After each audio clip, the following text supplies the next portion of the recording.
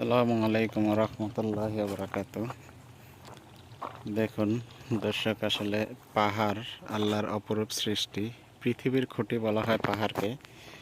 কত সুন্দর থরে থরে সাজানো পাহাড়, কিছু বালু, কত যে আবরণ দিয়ে মনে হচ্ছে পাহাড়টা সুসজ্জিত, থরে থরে সাজানো। দেখেন এই বালু দেখা যায়, মাটি, বালু, মাটি, পাথরের মতো শক্ত, চিন্তা করা যায়।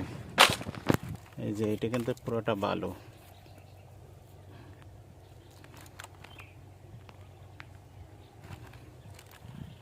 এই যে দেখা যায় বালু, এটা মাটি, আবার এখানে আবার পাথরের মতো, আবার বালু, আবার মাটি, এরকম থরে থরে সাজানো পাহাড়। কত সুন্দর সৃষ্টি আল্লাহ পাকের, নিয়ামত শুকরিয়া আদায় করেও শেষ করা যাবে না। আজ এ পর্যন্তই, দেখা হবে অন্য কোনো ভিডিও নিয়ে। আল্লাহ হাফেজ, আসসালামু আলাইকুম।